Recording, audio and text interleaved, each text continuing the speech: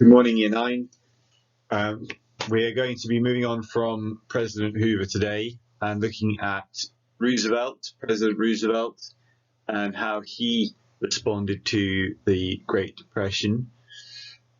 You'll remember this map from the previous lesson. It displays Roosevelt's victory in terms of the states that he won to become president. I just want you to spend a minute now, having written down the date and title, to write down answers to the first two questions here. What is the landslide victory?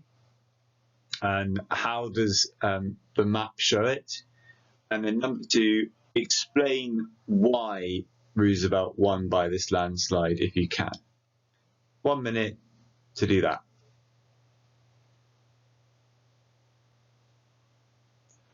Okay, so number one, a landslide victory obviously is when you win overwhelmingly, when there is very, very little that goes against you. That's a landslide victory. Number two, Roosevelt won by this landslide because, on the one hand, you have President Hoover failing to fix any of the problems that the Great Depression has caused in his term as president from 1929 to 1932. And people do not see their lives improving during President Hoover's time. When Roosevelt goes on the election trail and he's campaigning to become president, he promises a lot of things which are very different to the Republicans. Remember, Roosevelt is a Democrat. He promises a lot more aid to people, and he offers a completely different option, basically, to President Hoover.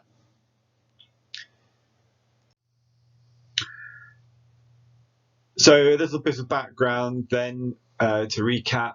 The Wall Street crash had been caused by a fall in production, which led to businesses losing money and therefore workers losing jobs because they couldn't be paid, and a loss of confidence in the banks, who had lent money to businesses, which had lent money to individual people who had then invested it on the stock market. However, this loss in confidence and fall in production led to 100,000 banks and businesses collapsing and 14 million people becoming unemployed. Remember, that's about a quarter of Americans are unemployed. Roosevelt in 1932 wins the election not because he's got a track record of fixing economic problems, but because he promises hope.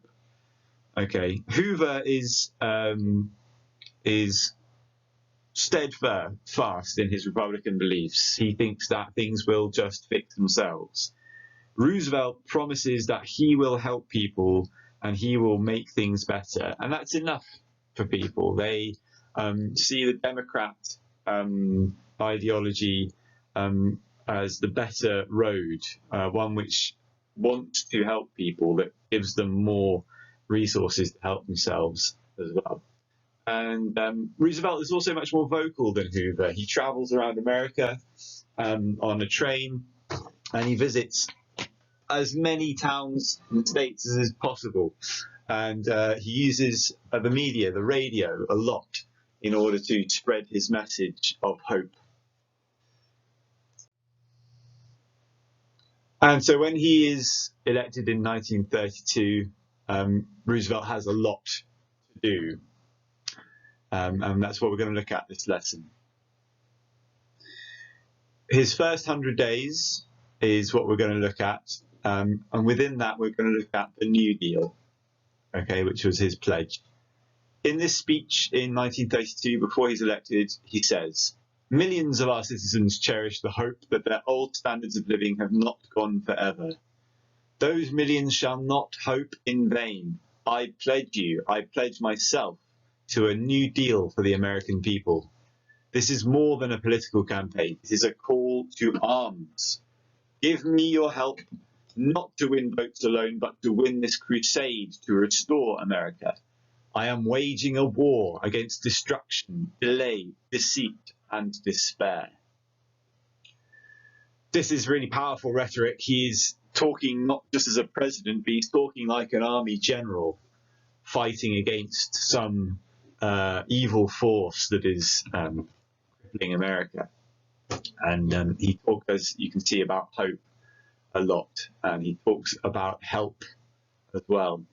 And the result is that he becomes president based on his New Deal. Roosevelt had a very straightforward strategy. He believed that these 3 R's were the most important changes needed for America to recover: relief, recovery, and reform. He persuaded Congress to give him emergency powers for 100 days where he could pass whatever laws he liked to help the situation. In the circumstances, bad as they were, they agreed. Can the teacher pause the video here? And boys, can you write down, copy what's on this slide, relief, recovery, and reform, and then copy those 2 sentences, 3 sentences, please. Okay, 1 minute to do that.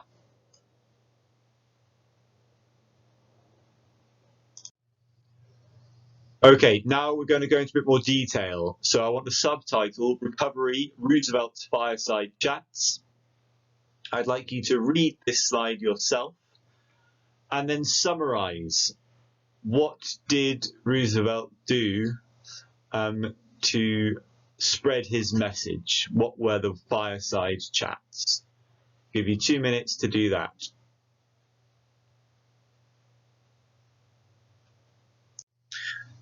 So Roosevelt had once again used the radio to spread his message. He'd even employed people to respond and read the correspondence, the letters of Americans, to hear what the problems were in order that he could better solve them. And he used the radio so he could directly speak to the people and make them feel that they were being listened to and that they had a intimate understanding of the president and what he was doing. It's something that we're really used to today with the TV and the radio, with our politicians all over the place. But the next thing I want you to write down a subheading is relief. Can you read this slide about the Federal Emergency Relief Association and summarize what it says about relief, please?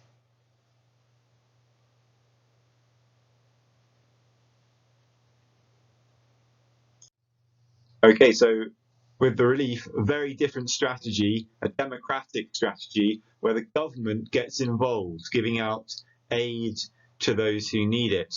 Although, of course, the problem is so large, as Hoover had discovered, that the relief packages did not quite go far enough to help everybody the first time around. The final R is reform. Can you write down reform as a subheading and then read about the Emergency Banking Relief Act and summarize that under the subtitle reform?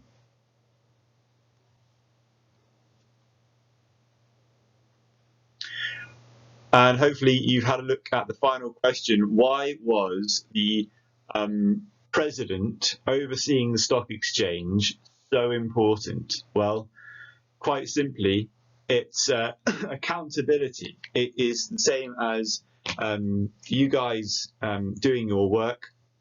It's the same as me teaching you. We are all accountable to someone else who makes sure that our standards are high and that we're not doing anything we shouldn't be. The stock market didn't have this until Roosevelt said, I am now going to watch the stock market and make sure there are no dodgy practices which had led to over borrowing and dodgy buying practices before the stock market crash had happened. So that's the first part of this double period, and I have this exam question for you. I'd like you to answer this question. In what ways were Americans affected by Roosevelt's first 100 days? You need to include those 3 R's: relief, recovery, and reform. And your answer should be 3 paragraphs, essentially. First sentence you should all write is, Americans were affected in different ways by Roosevelt's 100 days. For example, talk about relief. What was that first thing that he did for relief? And then explain how it affected Americans. Then talk about recovery, what he did under recovery and how that affected Americans. And then finally, reform and how that affected Americans. Okay. Probably give you 10 minutes maximum to do this, and then move on to the second period, second lesson. Okay, boys, off you go.